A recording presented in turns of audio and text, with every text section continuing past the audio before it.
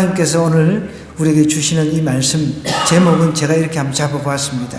징계 중에 긍휼을 얻는 법이라, 이렇게 해서 제가 제목을 한번 이렇게 잡아보았거든요. 여러분, 탕자 이야기 한 번쯤은 들어보셨을 거예요. 탕자 이야기. 예수님을 이제 오랫동안 믿은 분들은 누가복음에서 나오는 탕자 이야기를 잘 아세요. 그러나 모르시는 분들이 있기 때문에 제가 좀 이야기를 드리면, 탕자 이야기가 어떤 이야기냐면, 한 집안에 아주 부잣집에 도련님들이 둘이 있었어요. 근데 이제 큰아들이 있었고 둘째 아들이 있었어요. 근데 이제 큰아들은 아주 순종적인 아들이었습니다. 그래서 이 아들은 아버지가 뭐 이거 시키면 너 농사일 하라 그러면 밖에 나가서 예 알겠습니다 아버지 농사를 열심히 하고. 근데 둘째 아들이 뺀질뺀질해. 꼭 보면 그런 아들이 있잖아요, 집에 보면. 그죠? 말 잘 듣는 자식이 있는가 하면 아주 말을 또 안 듣고 뺀질거리는 그런 자식들도 있거든요. 근데 둘째 아들이 그런 아들이었다는 거죠. 그런데 둘째 아들이 너 놀기도 좋아해.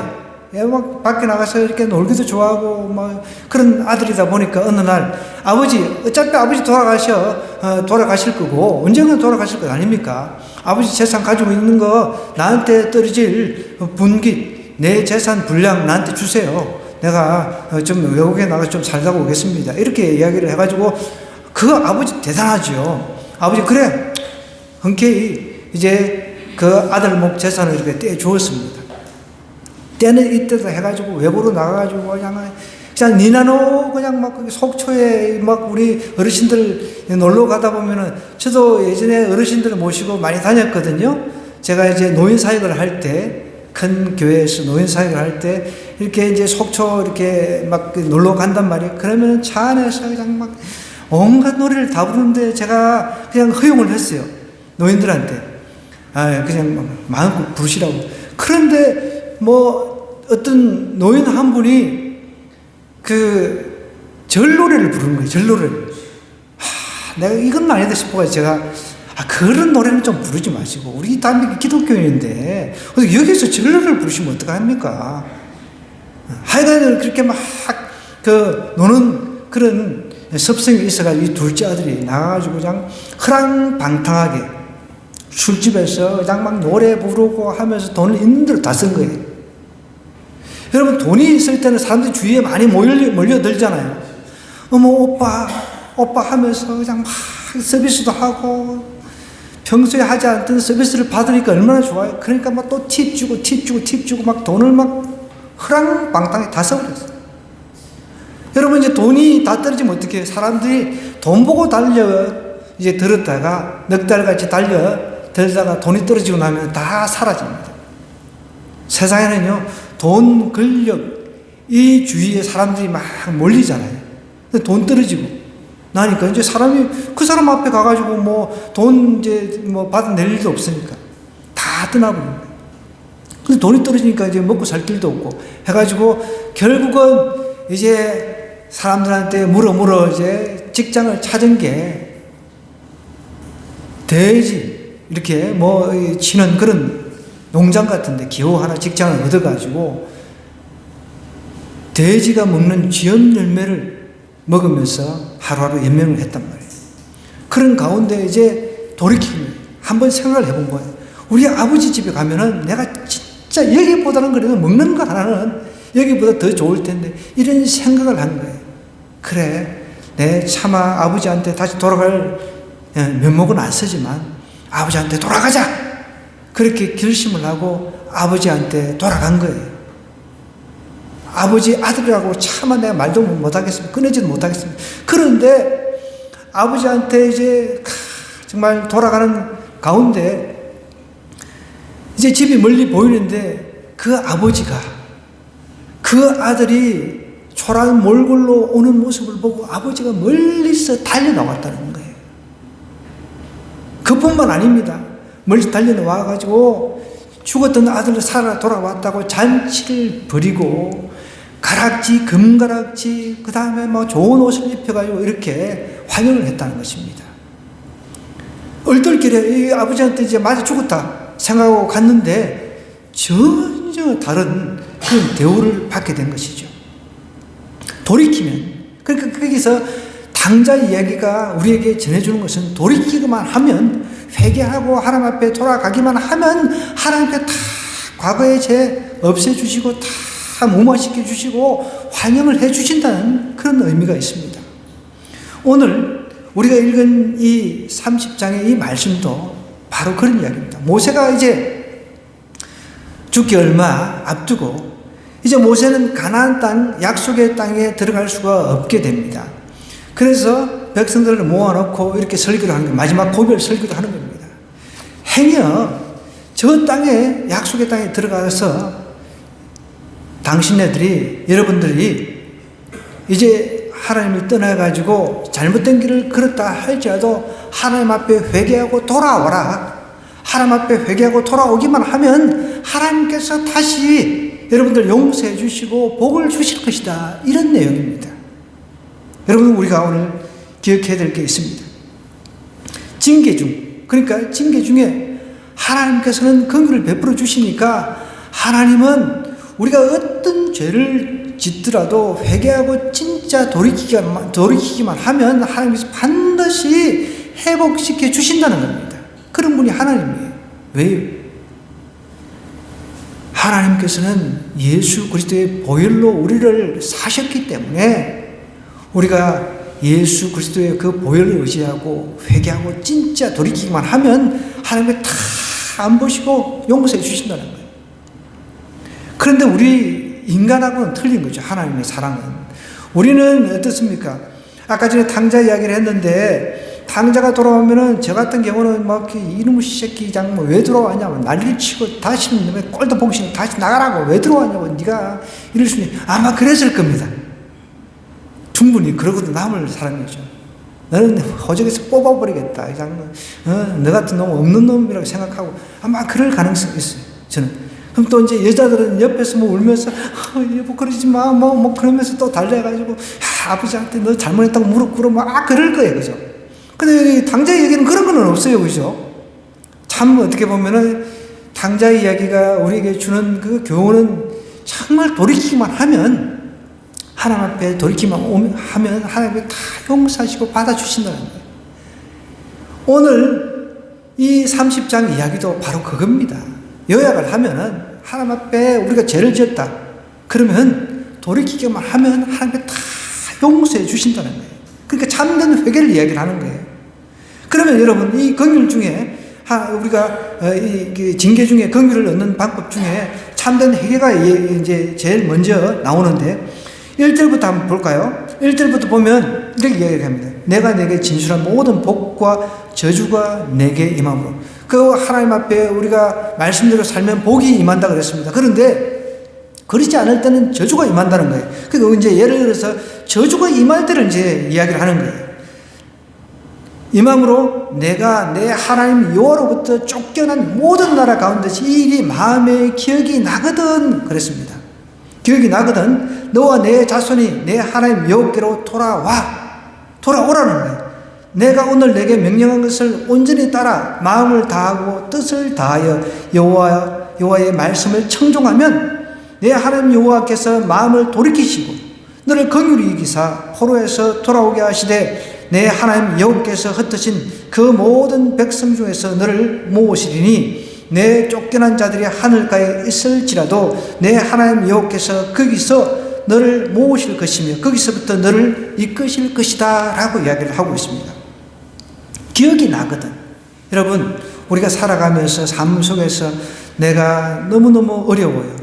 그런 가운데서 이 어려움이 어디서 비롯됐나 한번 돌이켜 생각을 해보니까 돌이켜 기억을 해보니까 내가 하나님 뜻대로 살지 않아서 그렇구나 이런 것이 기억이 날 때가 있다는 거예요. 이런 것이 기억이 나거든 하나님께로 다시 돌아오라는 거예요. 여러분 우리가 살아가면서 우리 뜻대로 해서 다 된다 그러면 세상이 얼마나 좋겠습니까? 그러나 그렇지 않잖아요. 건강이 우리 뜻대로 건강해집니까? 경제적인 문제가 우리 뜻대로 다 그렇게 해결이 됩니까? 자녀 문제가 또 우리 뜻대로 다 되는 것도 아니잖아요. 이런 문제 내 뜻대로 다 되면 얼마나 좋겠습니까? 그렇지가 않죠. 그러니까 뭔가 일이 안 풀리고 꼬이고 이럴 때 한번 돌이켜서 한번 기억을 해보라는 거예요. 그래서 기억이 나거든. 어떻게 하라고요? 너와 내 자손이 내 하나님 여호와께로 돌아오라는 거예요. 그렇게 기억이 나거든. 돌아오라는 거예요. 돌아오기만 하면 된다는 거예요. 돌아오기만. 근데 안 돌아오는 경우가 많잖아요. 최근에 제가 아주 좋아하는 그 형님이 계신데, 제가 중학교 졸업하고 나왔을 때, 중국집에 있을 때 또 저를 만나가지고 병원에 취직을 시켜주신 형이에요. 또 제가 군대 생활을 하고, 이제 군대 생활, 이제 방위 소집 해제가 됐을 때, 그때 또 병원에 또 취직을 시켜주셔가지고, 항상 제가 많이 도움을 받았던 형님입니다. 그 형님이 이제, 먼저는 아내를 잃고, 이제 최근에 또 어머니를 이제 잃게 됐는데, 그 형님 밑에는 이제 동생이 있어요. 나하고 친구인 동생인데 아주 친한 친구입니다. 저하고 병원 생활도 이제 같이 했던 친구인데, 어머니가 자기 친어머니잖아. 친어머니가 돌아가셨는데도 상주에 이름이 없는 거예요. 그래서 내가 전화를 해서, 형님, 그 동생 이제 이런 이제 병룡인데 병룡이 왔습니까? 무슨 소리 하냐? 자기는 이해를 못 하겠다. 어떻게 자기 친어머니가 죽은데도 오지도 않고 연락을 끊어버렸다는 거죠. 물론 뭐 형제 사이에, 뭐 그리고 부모 사이에, 부모와 자식 사이에 어떤 일이 있었는지 그까지 모르고, 자기도 아무리 돌이켜 기억을 해봐도 뭔가 그 동생하고 소원한 부분이 없는데, 근데 이제 소원한 부분이 없는데도 그 이제 찾아오지 않은 동생 입장에서 뭔가 소원하니까 아예 연락을 끊어버리고 차단을 해버리고, 그러니까 니는 니대로 나는 내대로 살겠다 이런 마음으로 어머니가 죽어도 안 찾아오는 그런 경우일 수도 있겠죠. 그래도 최소한 여러분, 우리가 사람이 죽었다 그러면은 최소한 다른 거 다 일일이 체크해놓고 이게 찾아가잖아요. 그죠? 그러면서 그 장례식장이 이제 화해가 되는 그런 경우도 많이 있거든요. 그런데 이 친구는 그러지 않는 거예요. 그러면서 막 너무 괴로워가지고 이제 어머니 돌아가셨죠. 아내 이제 죽었죠. 그래서 너무너무 괴로워가지고 직장도 다 그만두고 그냥 막 폐인처럼 사는 거예요. 폐인처럼. 너무 답답한 거예요. 돌아오기만 하면은, 그 장례식장에 돌아오면은 이제 이런 이야기 저런 이야기 하면서 섭섭한 것 이야기하고 그러면은 가족 간의 이제 문제, 네가 뭐 때문에 섭섭해 이야기해봐라. 그러면서 그 안에서 얼마든지 화해가 될 수가 있거든요. 아예 장례식장에 나타나지 않는 거죠. 여러분, 우리가 하나님 앞에 내가 좀 소원한 것, 좀 하나님께서 나를 안 도와줘가지고 내가 삐진 그런 부분도 없잖아 있을 거예요. 그러면 하나님 앞에 돌아가가지고, 제가 하나님 이게 좀 섭섭해가지고 하나님 떠났습니다. 용서해 주세요. 그러면 하나님께서, 그래, 당자가 아버지께 돌아갔을 때 그냥 아무 조건 내세우지 않고 너 내 돈 다 헛두루 썼지, 그런 질책을 당하지 않았습니다. 그냥 자랐다 잔치를 벌였다는 거죠. 우리 하나님도 마찬가지입니다. 그냥 돌아가기만 하면은 다 과거 잊어버린다는 것이죠. 우리 하나님의 사랑이 그런 사랑입니다. 여러분, 행여 여러분들이 죄를 짓거나 그것 때문에 아이고 나는 하나님 앞에 돌아갈 자격이 없습니다, 그런 이야기를 종종 하시는 분들이 있어요. 여러분, 하나님 앞에 어떤 죄를 지었다 할지라도, 그것이 설령 살인죄가 됐다 할지라도 하나님은 돌이키고 회개하기만 하면 반드시 용서해 주십니다. 용서해 주신다는 거예요. 저는 4년 동안 교도소 사역을 했는데, 거기서 보면, 여러분, 교도소에 가면 빨간 명찰은 사형수예요. 빨간 명찰, 참고로 알아놓으세요. 빨간 명찰은 해병대가 아니라, 빨간 명찰은 해병대가 빨간 명찰을 달고 있는, 빨간 명찰은 해병대가 아니라 빨간 명찰은 사형수예요. 사형수. 이렇게 사형수처럼 빨간 명찰을 달고 있습니다. 근데 이제 제가 담당한 사람들 중에 사형수, 그 다음에 살인자들 많이 있었습니다. 근데 그런 사람들이 나중에 돌이키고 회개해가지고 은혜를 받아가지고 제가 갈 때마다 미리 예배 세팅을 다 해놔요. 예배 세팅을 다 해놓고, 목사님, 제가 이렇게 준비를 했습니다. 특성은 누구 하고. 미리 다 해놔요. 우리가 가서 뭐 준비할 필요가 없어요. 저는 가서 말씀하면 전하고, 복음 전하고, 이것만 하면 돼요. 얼마나 편한지 몰라요. 뒤늦게 자기가 회개하고 돌이켜가지고 그렇게 은혜를 받으니까 거기서 그 찬양 반주를 배워가지고 신디사이즈 있죠, 신디. 그거를 거기서 배워가지고 자기가 독학을 해가지고 다 반주를 다 해버리는 거예요. 늦게 살인을 통해 가지고도 하나님 앞에 돌이키고 회개하니까 그렇게 은혜가 넘치는 거예요. 물론 자기가 실수로 홧김에 술집에서 이제 화가 나가지고 싸움이 붙어가지고 맥주병으로 머리를 쳤는데 그냥 죽어버렸다고 이야기를 하더라고요. 홧김에 이제 그렇게 살인이 일어난 거죠. 그러니까 여러분, 우리는 하나님 앞에 돌아가는 데 있어서는 늦었다, 이게 없습니다. 하나님 앞에 돌이키기만 하면, 마음을 돌이키기만 하면 어떻게 하신다고? 내 하나님 여호와께서 마음을 돌이키신다는 거예요.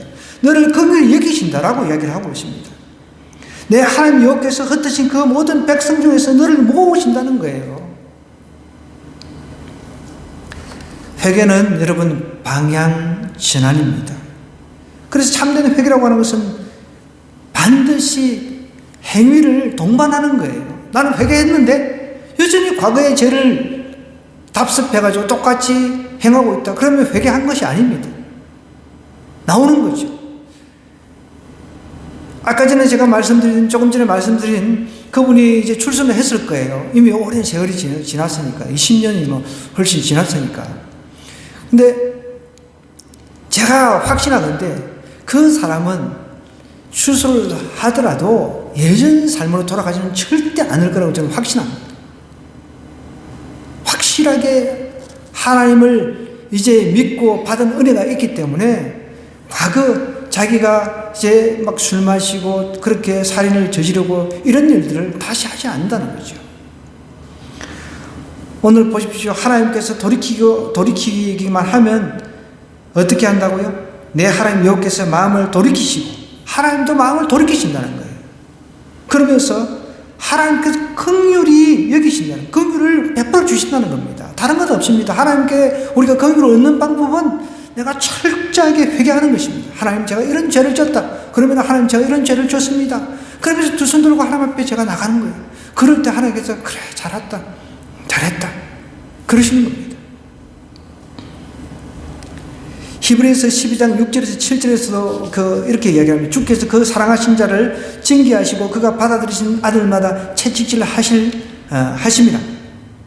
너희가 참으면 징계를 받기 위함이라. 하나님의 아들과 같이 너희를 대우하시나니 어찌 아버지가 징계하지 않는 아들이 있으리요 하고 이야기를 하고 있거든요. 하나님께서는 우리가 나쁜 짓을 하면은 징계를 하십니다. 당연한 거예요.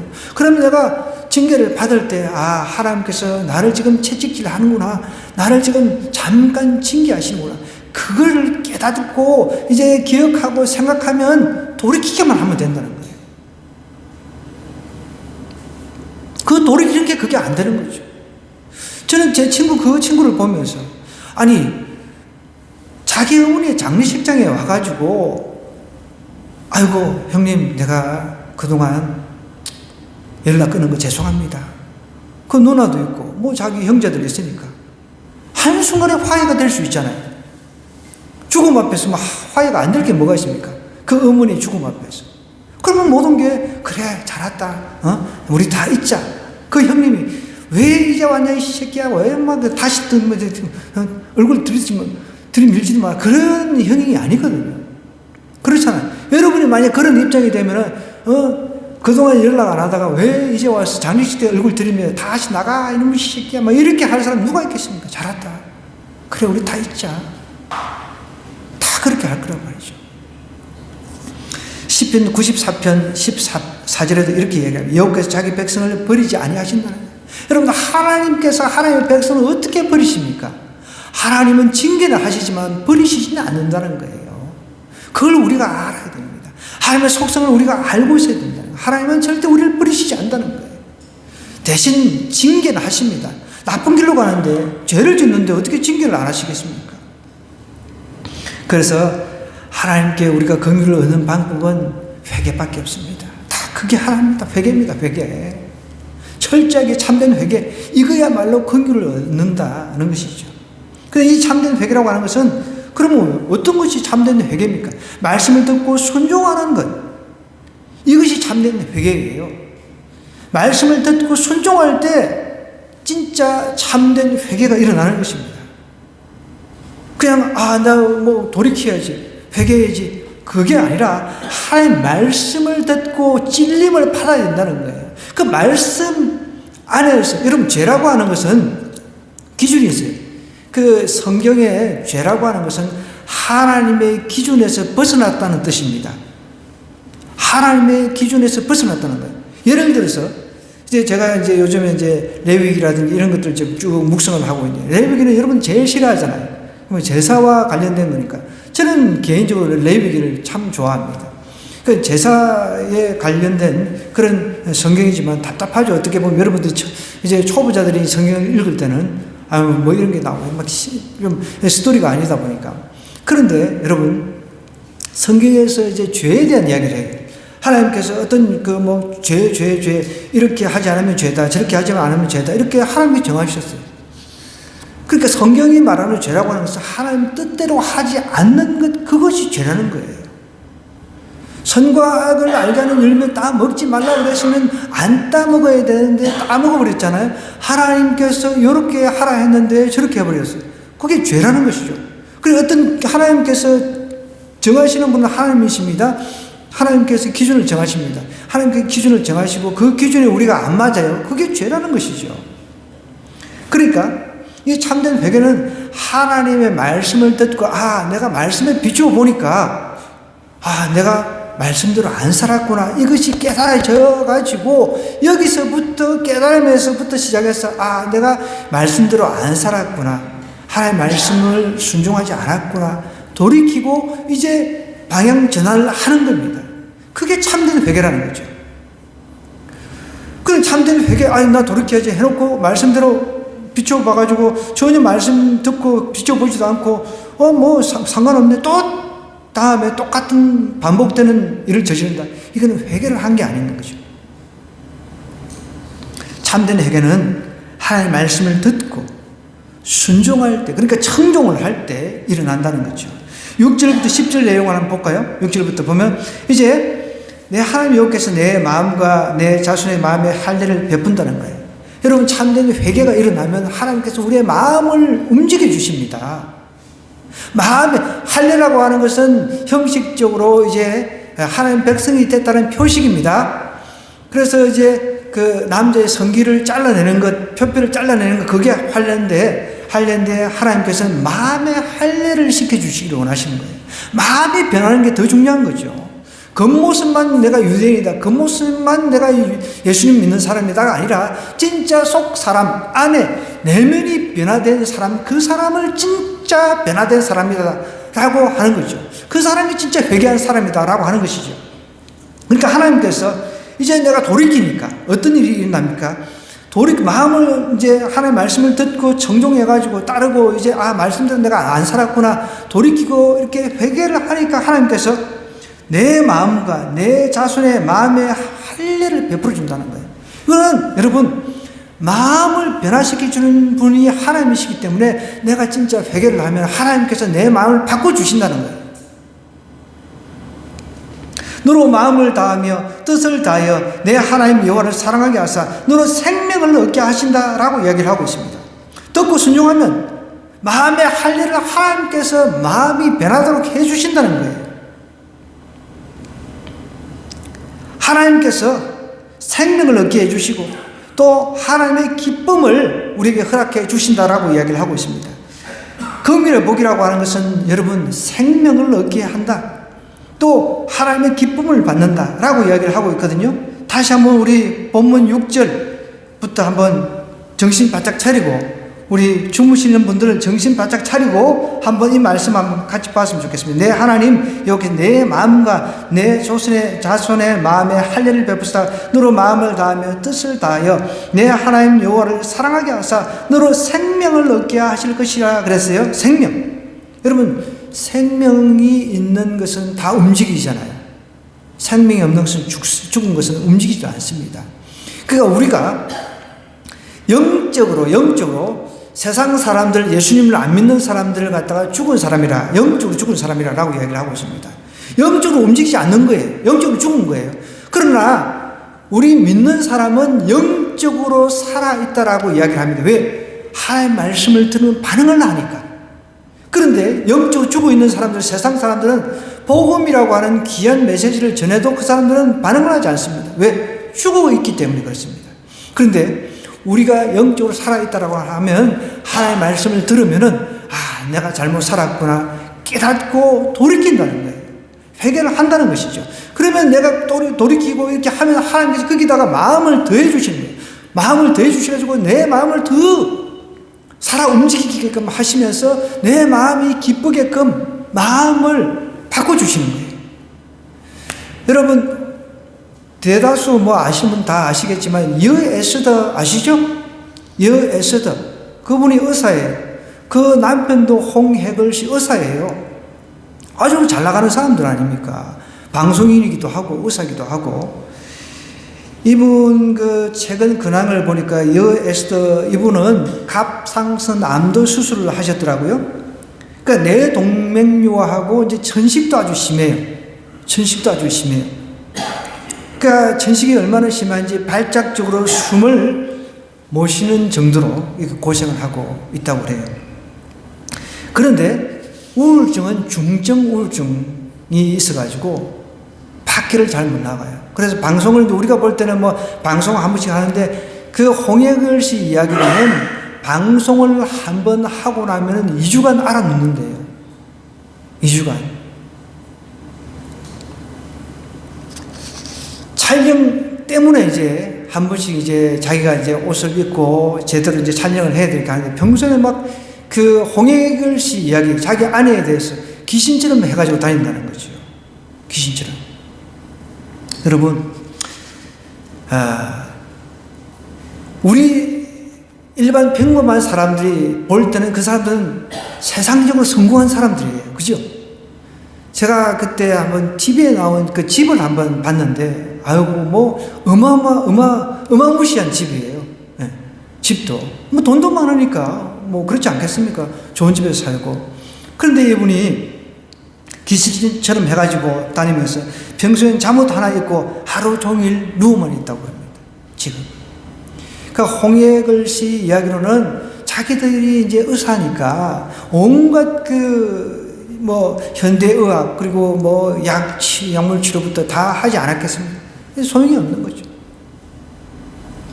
여러분, 하나님께서는 우리가 진짜 참된 회개를 하면 우리의 마음을 변화시켜 주신다는 거예요. 여러분, 우울증이라고 하는 것은 마음의 병입니다. 그죠? 우울증이 마음의 병이에요. 그럼 마음의 병은 누가 고칠 수 있습니까?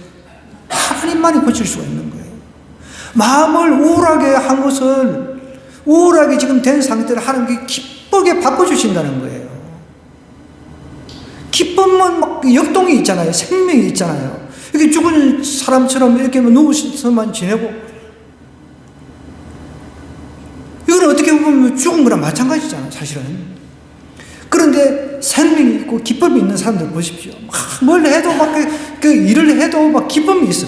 그렇게 일을 해도 기쁨이 있는 사람하고 일을 해도 그냥 마지못해 죽기 싫어서 그렇게 억지로 하는 사람하고 얼마나 큰 차이가 있습니까? 하나님께서 하나님의 말씀에 청종하고 순종하고 회개하는 사람에게 하나님께서 마음을 바꾸어 가지고 마음을 변화시켜 주신다는 거예요. 그 변화시켜 주시는 그 마음을 하나님께서 기쁨의 마음으로 변화시켜 주신다는 거예요. 여러분, 하나님께 우리가 징계 중에라도 긍휼을 얻는 방법은 회개입니다. 회개를 통해야 마음의 변화가 일어나야 된다는 거예요. 마음의 변화가 일어난 사람은, 여러분, 이런 사람들은 신앙생활을 하지 말라고 해도 잘합니다. 알아서 잘해요. 이런 사람들은요, 보여요. 이런 사람은 은혜를 받는 것, 이거 다 보인다는 거예요. 근데 교회를 막 수십 년 다니고 해도 전혀 은혜를 받지 못하고, 이런 사람들 한 번도 통회하는 마음이 한 번도 없었던 거예요. 단 일생에 한 번도 통회하는 그 터닝 포인트가 한 번도 없었던 거죠. 그래서 똑같은 거예요. 똑같은 거예요. 하나님의 말씀을 보고 그 말씀을 듣는 그 순간, 내가 정말 하나님 말씀대로 살지 않았구나 하면서 통회하고 자복하면서 막 눈물을 흘리면서 이런 그 뭐 통회하는 그런 사건이 있어야 된다는 거예요. 그걸 우리는 흔히 이제 성령 세례라고 흔히들 이제 표현합니다. 그런 사건들이 있어야 된다는 거예요. 그런데 그런 사건은 누가 주신다고요? 하나님이 주신다는 거예요. 회개하면, 돌이키고 회개하면, 내가 하나님 뜻대로 살지는 않았네요. 죄송합니다. 이런 마음을 가지고 있으면 하나님께서 거기에 마음을 더해 주시는 거예요. 더해 주셔가지고, 마음의 할례를 통해가지고, 마음을 싹 뒤집어 갈아엎어버리는 거죠. 그러면 하나님께서 그 마음을, 그 우울한 마음들, 정말 좋지 않은 마음들을 갖다 갈아엎어버리니까 기쁨의 마음이 막 생기니까 막 생기가 넘치는 거죠. 그런 역사가 일어나야 된다는 거죠. 여러분, 신앙생활에 생명이 없습니까? 통회하시기 바랍니다. 신앙생활을 하면서 생명이 없는 그런 마음으로 신앙생활을 하고 있다면 통회하고 자복하고 회개하시기 바랍니다. 하나님한테 그런 마음 달라고, 회개의 마음 달라고 통회를 해야 돼요. 자복하는 마음. 내가 지금 마음이 할례를 받지 않은 상태에서 기쁨도 없습니다. 생명력도 없습니다. 그런 데서 하나님 앞에 뭐 구해봐요. 그게 무슨 의미가 있습니까? 좀 전에 말씀드렸듯이 예수라든지 홍역을지 아내가 이러니까 남편이 들면 기분 좋겠습니까? 그들은 얼마든지 화로운 생활을 할 수 있는 사람들입니다. 돈도 있고, 그죠? 사회적인 지위도 있고. 그런데 뭐냐는 거예요. 여러분, 우리 신앙생활도 똑같습니다. 하나님께서 우리에게 원하시는 게 무엇입니까? 죄로부터 돌이키라. 하나님 뜻대로 살지 않은 것에서부터 돌이키라는 거죠. 돌이키고 나면 하나님께서 그게 마음을 대주신다는 거죠. 마음의 할례를 해주셔가지고 마음을 갈아엎어 주신다는 겁니다. 마음을 갈아엎어 주시면 그 마음이 기뻐지는 거예요. 사람이 기뻐지면 얼굴에 나오잖아요. 막 인상 쓰고 똥밟은 인상이 아니라 항상 이 마음 속에서 하나님께서 주신 마음이 올라오니까 기쁜 거예요. 그러니까 살아있는 것 같아요, 사람들. 뭔가 우리는 그런 이야기를 하잖아요. 저 사람 뭔가 보면은 생기가 넘쳐. 그런 표현 쓰잖아요. 그 어떤 사람 보면 죽은 것 같아. 생기가 없어. 그렇게 우리가 뭐 죽은 것 같아요. 꼭 시체 같다. 이런 표현을 쓰잖아요. 여러분, 그 원인이 어디 있습니까? 하나님께서 그 마음을 갈아엎어가지고 기쁨을 주시고 생명이 있는 삶을 주시니까 그게 가능하다는 것입니다. 여러분, 우리가 삶 속에서 나는 하나님의 징계 중에 있는 것 같아. 그런 사람도 있습니까? 하나님의 긍휼을 얻기를 원합니다. 하나님의 긍휼을 얻는 방법은 참된 회개밖에 없습니다. 참된 회개는 어디서부터 비롯됩니까? 하나님의 말씀을 제대로 하나님의 말씀을 제대로 듣고 이제 거기서부터 시작되는 거예요. 듣고 순종하는 겁니다. 하나님, 제가 말씀대로 안 살았군요. 이제 하나님 말씀대로 살겠습니다. 그런 이제 순간, 그렇게 결정하는 순간 하나님께 마음을 팍 주시는, 그래, 내가 너에게 마음을 대줄게. 기쁨의 마음, 생명이 있는 마음, 이런 마음을 주신다는 거예요. 그것을 이번 한 주 우리가 누려야 되지 않겠습니까? 이번 한 주 하나님이 주신 기쁨의 마음, 생명의 마음을 누리는 저와 여러분 되기를 간절히 부탁드립니다.